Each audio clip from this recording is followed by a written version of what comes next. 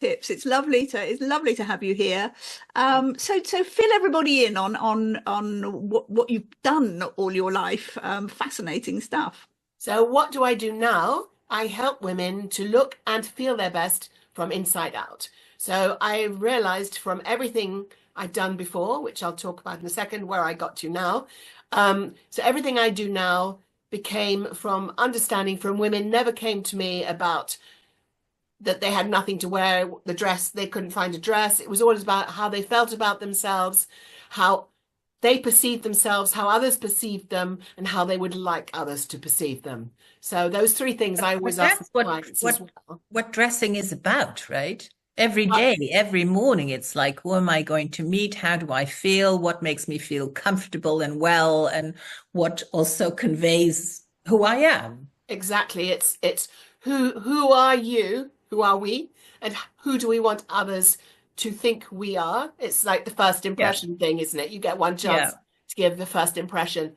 So how did I get to helping women look and feel their best in a lifestyle, not life coach, but helping from inside out? So I've always worked in fashion and style in some way. I started life as fashion design, buying, all of that side, did a degree in fashion and style and design mixed with the place doesn't exist anymore, was in London School. What was it? I can't even think what it's called now. But anyways, it doesn't exist, but it was part of St. Martin's as well.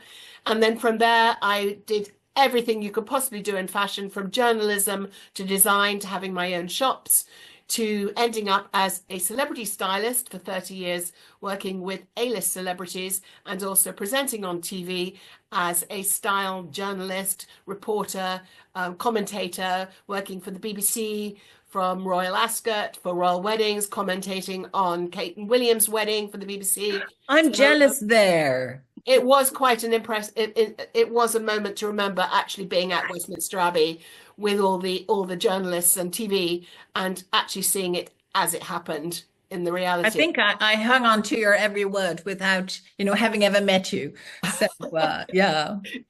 So it's do as I say, never do as I do myself. So, Yeah.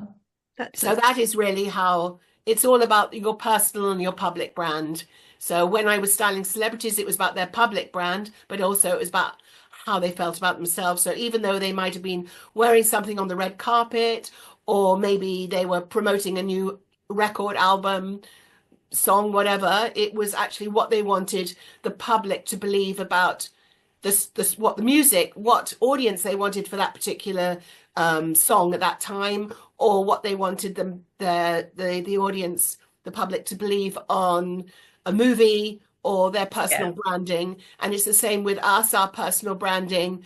What do we want others to think of us when they see us, whether it's business, personal, or social? It's the same way as And when is that you're a going on a question? date. What is like the first question when women come to you and say, please, please, Cyril, give me advice. What are the questions that you ask? So it's, I don't ask to start with, I wait for people to talk to me. Uh-huh. And as they get to trust me, more comes out. I work with intuition as much. So I hear what people don't say between the Ah, lines very much. So very often people will say to me, how did you know that? I just hear. I yeah. read beneath their lines. So very often, so women will often come to me at pivotal moments of their life. So we're talking starting from post-baby. So when you suddenly you need to find yourself again because your life has been all about that baby, so you've lost yourself. Menopause, a change of life altogether. So that could be divorce, bereavement, reaching a pivotal birthday, which is your podcast. But for me, reaching 70 was quite a pivotal moment, because with another zero, suddenly you question your life. And you know how we talk about empty nest syndrome. I don't believe I believe that age is just a number, and particularly because we're talking about clothes and style, you dress how you feel. It's not specifically because you're 60, 70, whatever. You never want someone to dress as mutton dressed as lamb, but you want someone to express their personality.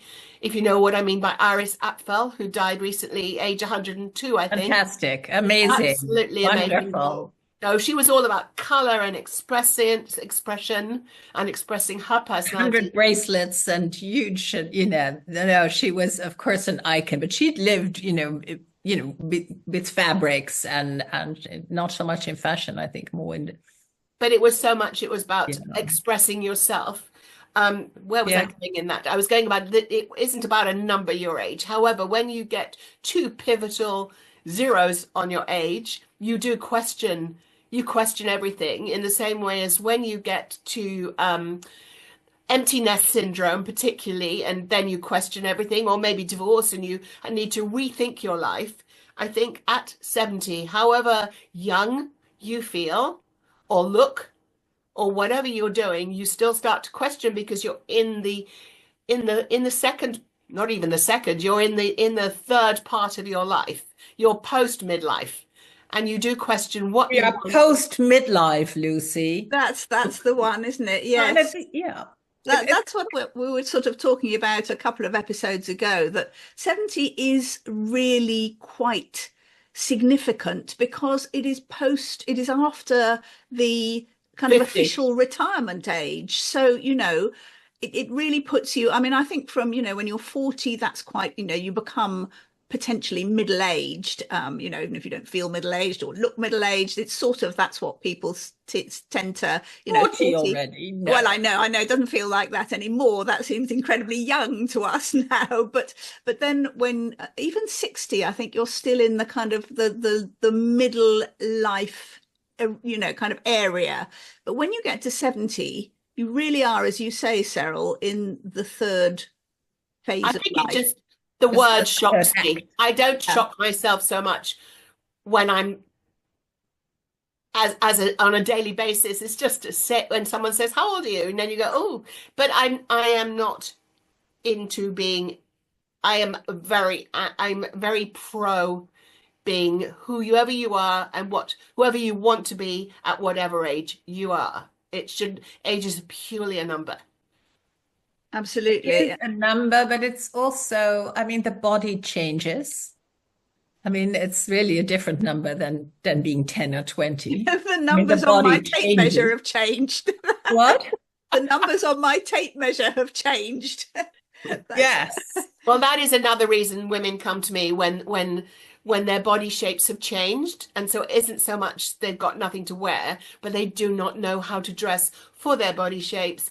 And so I recognize that. So in my tips, it's about understanding your body shape, your specific body shape, and dressing for that. Yes, you can have little you can use trends, but the trend doesn't need to dress you. You need to dress to attract to your best bits and detract from your bits you like least. And then some women will go, "I don't have any best bits." Well, we've all got something somewhere that we can find that is good about ourselves. And I want my clients to look in the mirror and love themselves, not necessarily love what they see, but you have to love yourself for someone else to be able to love you. That sounds such an Americanism, isn't it? But it's true. You have to, if you don't like yourself. It all starts here. Yeah. If you're dependent upon the approval of other people, that will never fill. We have to feel good about ourselves and what we look like. I often look at the front and I go like, "Oh, that's rather nice." And then I forget that at the back, it's really a different story there, because this lower part starts to kind of expand a little bit without my volition. And I don't eat more. I exercise more than I used to do ever. But it just happens. So I recognize this adaptation of the wardrobe. However, you were just talking about the front and the back, not the top and the bottom, but the front and the back. So, although I'm saying we want to express ourselves and dress, be who you want to be, dress how you want to be. You never want someone to be mutton dressed as lamb. And also, you know, when What does someone that mean? dresses, I So don't that's, get yes, that I was going to say expression. you probably Mutton don't dressed as recognize that lamb? phrase. oh, so what it means is, so say if someone's dressing too young, but you only see them from the back view, and someone looking from the back goes, gosh, they look fabulous, but then you suddenly get to the front and there's a bit of a shock because Oh yeah, suddenly yeah, the yeah, face yeah. is not Mutton dressed matching as the lamb. What a nice expectation expression. from the back. You want the you want the back to match the front. I have no children, but I've asked my niece and my nieces to say, if you ever see me dressed too young, tell me, because I might have a blind spot here or there. But I think that's one of the things we worry about, isn't it? When we get to perhaps our age or you know, perhaps younger, that you really don't, that's a particular kind of worry for women, I think, that you don't want to show up looking as if, you know, you're trying too hard or, you know, you haven't realized that you've aged. You want to, I mean, you know, you want to look cool, you want to look stylish, but you don't want to look as if you're kind of trying to be your own daughter kind of thing. Well, Um, first thing is I'm just going to pick up on the try too hard. To me, being stylish is looking like you haven't tried.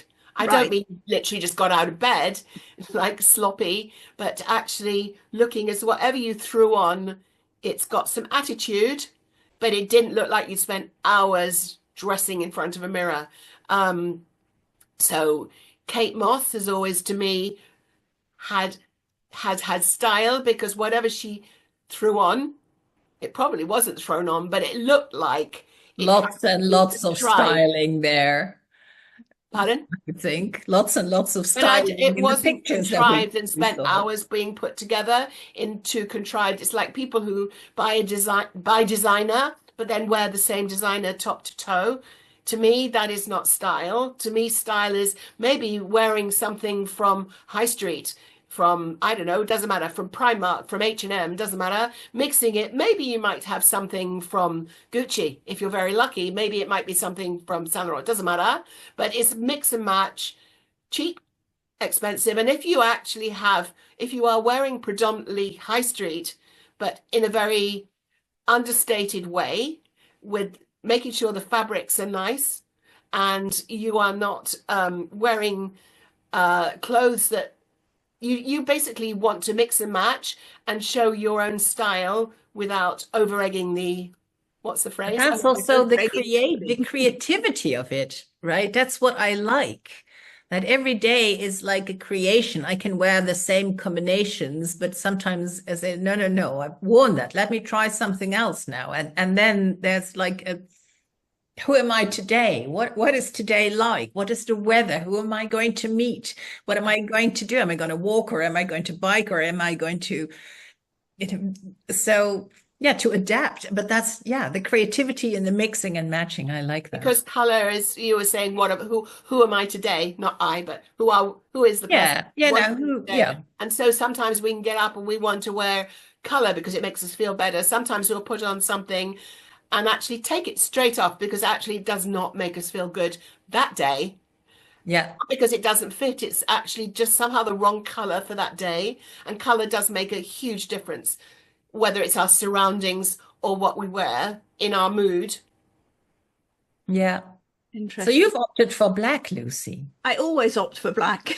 I read somewhere ages ago that Coco Chanel decided at some point in her life that she was only ever going to wear a suit that she designed and it will be navy blue, and she never wore anything else for the rest of her life. Is that true, Ceril? Or is I that? actually don't know, but I did go to the Chanel exhibition at the V&A. So, and there was other colors, but you may well be right.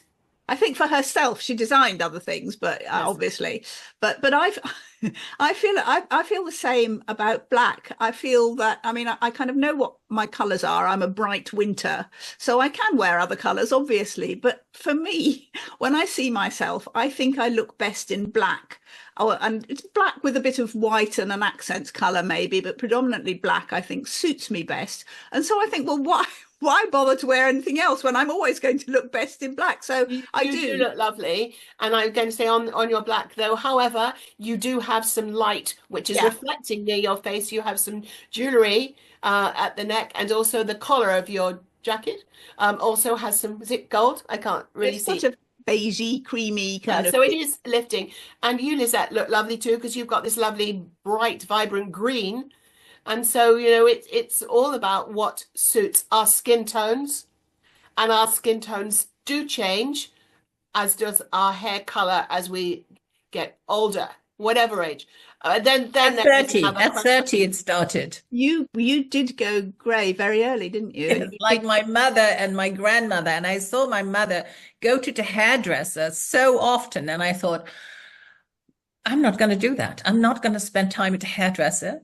So I've kept it gray. When I was 30, then, people would stop me in the street and said, can I have the address of your hairdresser? Because you have such wonderful highlights. And I said, well, this is my hair turning gray. And they wouldn't believe me. And also you're both very lucky that you've both turned a great tone of grey because But mine isn't natural. I dye my hair this color. Here's a revelation. I mean, I'm mostly white now, but I used to have streaks, whatever you call them now. highlights. Highlights. And I was blonde for most of my life. I occasionally had periods where I went dark or a bit redder or something, but I mostly preferred to be blonde. But then I started getting too grey for blonde highlights to really, I couldn't, never seemed right. So I thought, okay, I think it was about 10 or so years ago, I just decided I'm going to go platinum blonde, which was what the color I sort of still dye my hair, but now it comes out white. So, but I still have patches of grey that I don't particularly like. So I dye my hair this color. And it's probably mostly white, and one day maybe I'll grow it all out, and I'll still be this color. You'll discover what color really is underneath. Well, that's what I told women who said, yeah, but if my hair, well, how do you know? You've always dyed it. You have no idea what beauty is, under that mostly kind of poisonous stuff, I would say. I know. It's probably I have highlights, but I am really lucky. My mother didn't really go. My mother, I think, lived till 91. And she didn't even go grey till she was like in her late 80s. Wow. And so I don't really have any. I've got like a couple here and there, but not really. So I'm lucky. So this is purely hairdresser highlights. But I'm also lucky. I felt I was in the lineage of my mother and my grandmother, and we turned gray early. And it was now it's not, but it was very distinctive when I was 40 and I had my white hair. It was, I don't know if you know, but great about it. There was a trend, maybe not so much at this moment again, but there was a trend a little while ago hold on, my battery somehow is seeming to run low on my laptop. One sec. Why is that? Yes, there was a trend, but there was a trend for girls to dye their hair grey.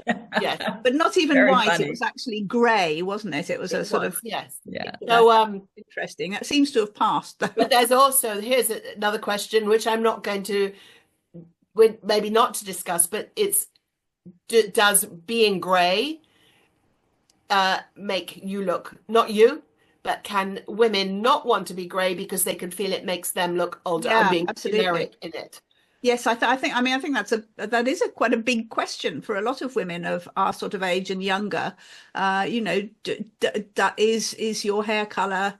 I mean, do you need to stick to your younger hair color because that stops you looking older? And the question is really, why do we want to look younger? Because that is the sort of big deal, isn't it? I mean, if I tell people I'm 70 and they go, oh my goodness, you don't look 70. They think they're giving me a compliment.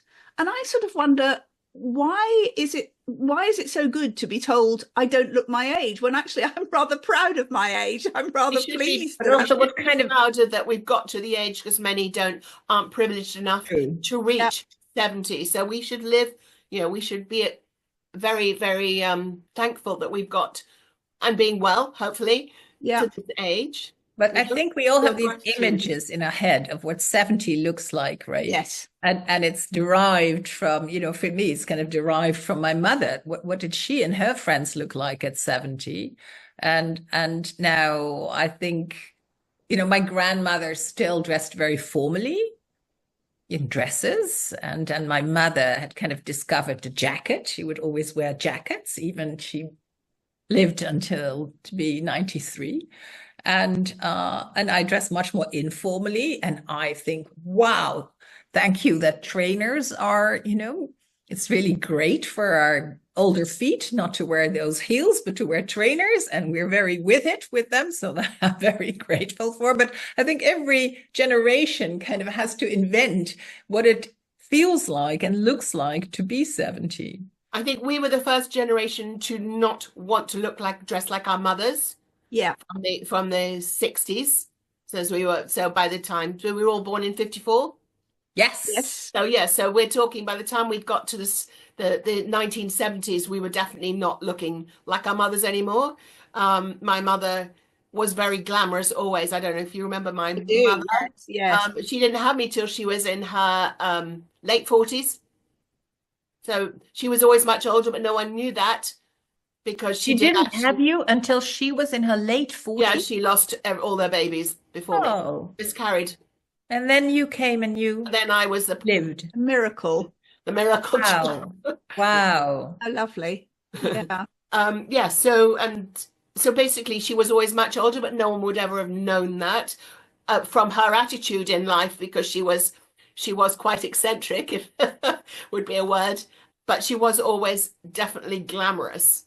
Yeah. So but our perception of our parents is definitely different from my friends and from my kids' ages, who are in their 30s, and to my friends of all ages, and we will often be wearing I'm not saying the same clothes in the same way, but we will often have the same clothes, the same pair of trousers, or a top that maybe we bought from Zara, worn in a different way. And in fact, going to that subject, some of my biggest views on my posts I didn't never really wanted to be doing fashion on my Instagram. It wasn't about that. However, the posts that have had the most views have been how to wear one skirt 10 different ways, Ah, which is Brilliant. not really what I've been doing, but I've been told actually that has been the most interesting.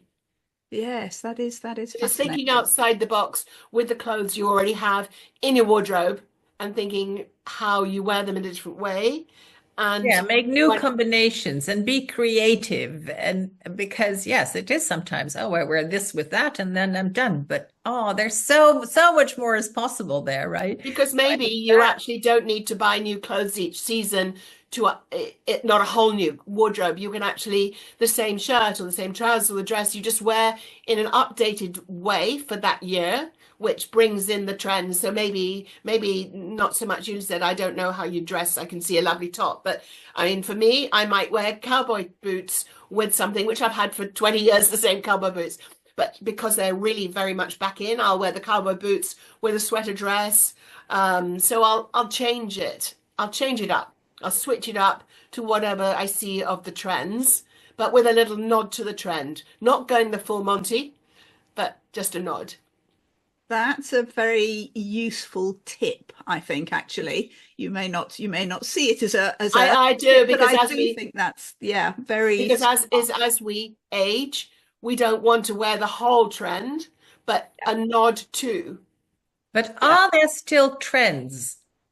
I I still feel training. that, it used to be, oh, now this was the trend and the skirt was going up or was midi going down. And now it feels to me like everything is possible. And there's so many different ways that you can, yeah, there's not just a one thing coming out of Paris in the shows, right? Well, we're not talking about like the Christian Dior new look from the No, 50s. exactly. Yeah. But and with a clinched waist, but there are definitely trends in the way of, let's say, for example, um, let's talk about jeans, for example. There was a whole trend for the skinny jean. Yeah. And Yeah. then we've moved to, let's call it the boyfriend jean, which was more baggy. And at some points the waist ended at the hip. I mean, it was low slung jean one, and then it went to the waist, and then it was called Okay. I think it was called a mum cut jean, and then it's changed again. At the moment, there's a look that's the barrel jean. So yes, there are trends. Interesting. So there is. Completely It passed me by, but very interesting. That's about, doesn't mean not you having can't. children. You don't know these things. Well, so it I think very much. it's all about if you're fully invested in social media, not in having comparison anxiety and comparing yourself to everyone else, and which is why I was saying you need to be secure in yourself. But actually, for the trends, whether we're looking at TikTok trends or trends on Instagram, then actually things that come from that will filter down to the high street, something that's no longer a trend. Yeah. They've moved on. It's Years and years interesting. and years ago, one of my jobs, and probably one of my favorite jobs before the internet, was being the words were cool hunter, which in essence was a trend researcher. So I was being sent. Now you don't do it because you could just do it on the internet. I was being sent to different places around the world to see what the trends were there on the street and coming back with reports on what the latest trend was, whether it was in Japan or whether it was in Italy or in New York, which was a super cool job.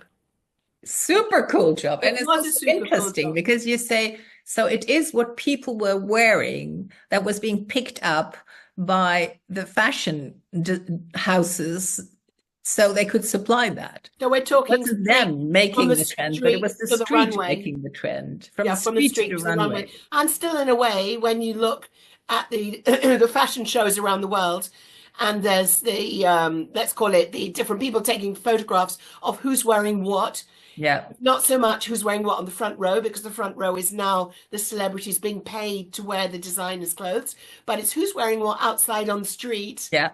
Yeah. and There's a whole what's thing the there. trend. Yeah.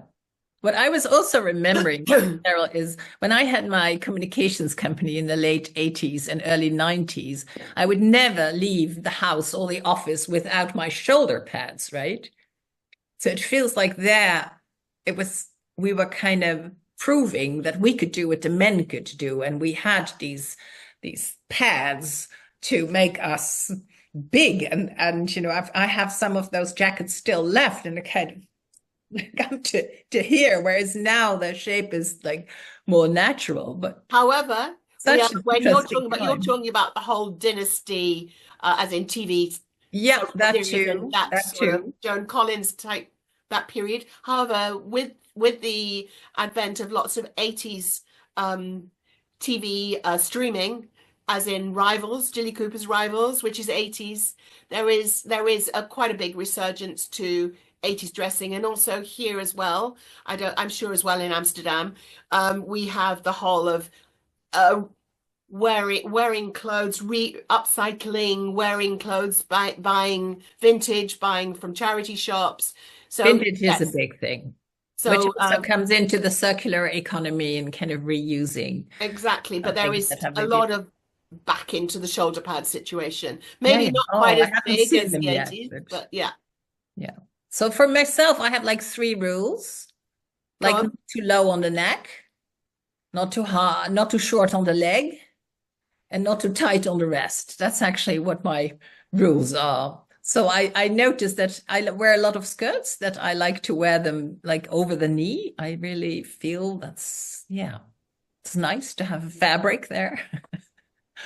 But also I feel, I have t-shirts and I kind of go, no, that skin is a bit wrinkly and it's spotty, and I don't like showing that off anymore. Whereas a younger woman, I was like, it's all tight and good. So this is going to be a burning question for all three of us. So I still feel at 70 that we can still look sexy. So we don't have to, I don't mean necessarily outwardly sexy with a low cut top, but we have to feel at moments sexy for ourselves. Ooh, that's a really interesting one. I mean, I have a problem that neither of you have. Well, I have more of a problem than either of you have, in that I have put on weight since menopause. Since I was 45, I had an early menopause.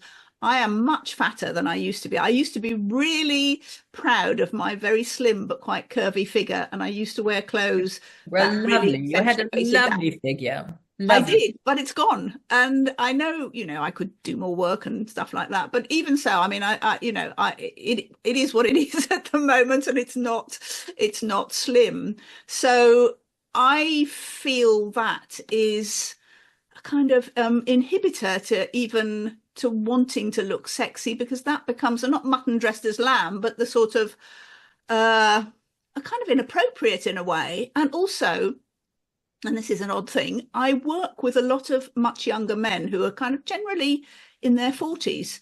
And again, I don't feel that looking sexy is the No, right. but I didn't mean, I meant at appropriate moments, not inappropriate No, moments. no, So we all at some point want to maybe look sexy, not just for ourselves, but maybe for somebody else. So I am working with a client at the moment. So one of the conversations we had, and I very much believe in this, that even if no one else can see our underwear, good fitting underwear, bras very much refitted as we grow older, whether you're 20, 30, it doesn't matter. Our bodies change. So you need constantly checking that the bra you're wearing works for the bosom size. My husband is part of the bra police. Say that again. My husband is part of the bra police force.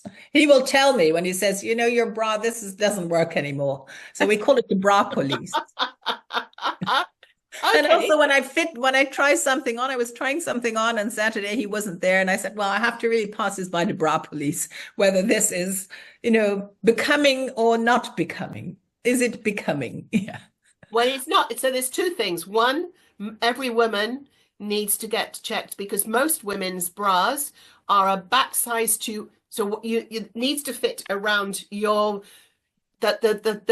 bosoms are held up around your back, your torso more than your straps. So yeah. so say you, for example, you're in a different metric system here, but I'm going to go in the British one. Say that if you're wearing a 36C, most women might need a 34 D instead. You go down. We have the same system here. Okay, it's an incomprehensible system, but because sometimes when in H&M their underwear they have size 70 or something, and I have no idea what that means. It's in metric. Oh, it is true, maybe, but we have the ABC and then we have the metric. Yeah. So on the ABC, no, but I think invest in good underwear. Invest in good bras is a good investment. Exactly, but I'm also saying there's no reason why your underwear cannot make you feel sexy. So you were talking about your husband here, so you can look sexy for yourself. And if you feel sexy, therefore your husband will find you sexy anyway. But if you feel it too, it's a double whammy, isn't it? Because it's exuding from you as much as someone else's perception of you. So you, Lucy. So there's no reason why you can't have sexy underwear that is covering the bits that you don't like so much. You know? Yeah, no, that's a really good point, I think. Yes, I mean, and I do think underwear is also the basis of clothes that fit us better, because if you're having a bra that isn't holding your bosoms in the right place, then not your bosoms particularly, but anyone's bosoms. No, but I think it is a good point. And it's also a point where sometimes I go like, should I tell this friend or this person that I feel they should go and, you know, go to a store where a person can really look at them and fit them with a good bra, because it looks very strange. And I have one friend who once told me, she's also part of the bra police. That's how we got the word. It was her word.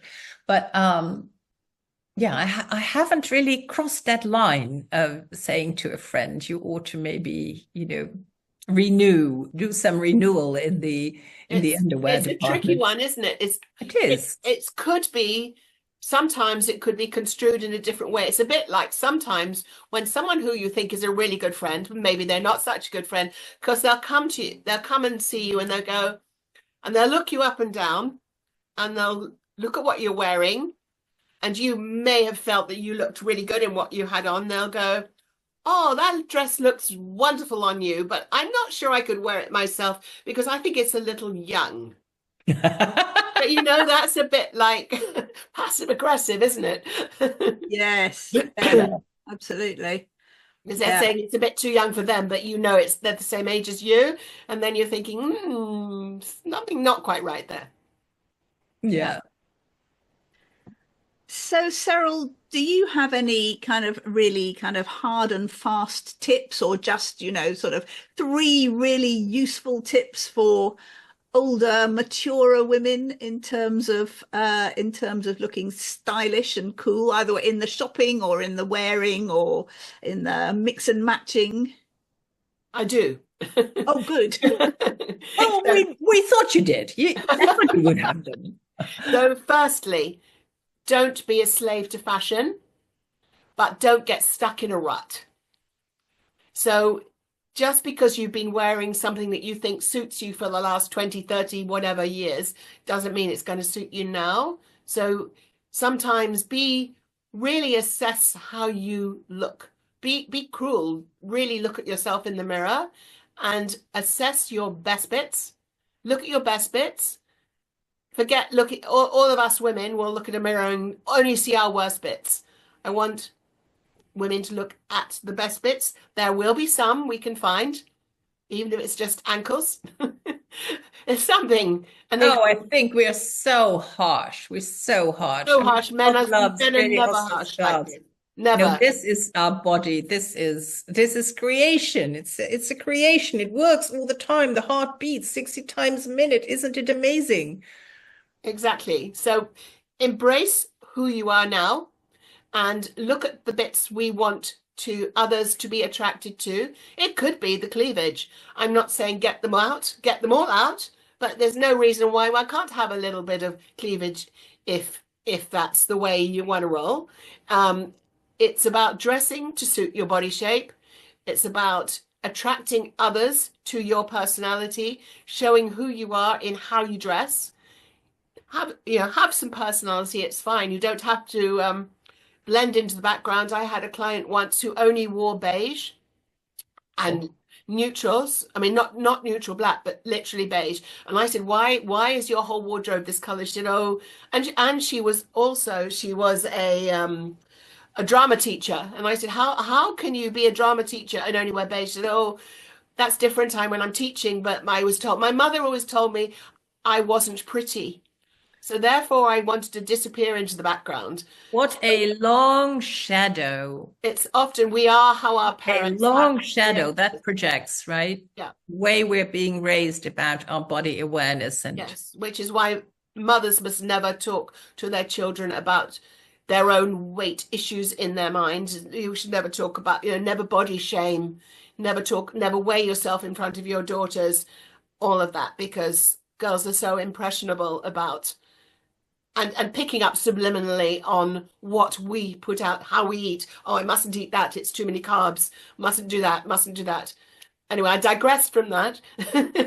But still on the golden tips, the golden rules. Yeah. it's about embracing who you are and working in your wardrobe to suit your body shape as it is now, and using little bits from the high street or designer, however you can afford, that actually enhance the clothes that you have and your body shape. Because we want people to look at our best bits and not to look so much at the bits we don't like. So maybe we might live in trousers more if we don't like our legs. Maybe we find a trouser that works for our body shape. Understand whether you're more of a pear shape or an apple shape and dress for that.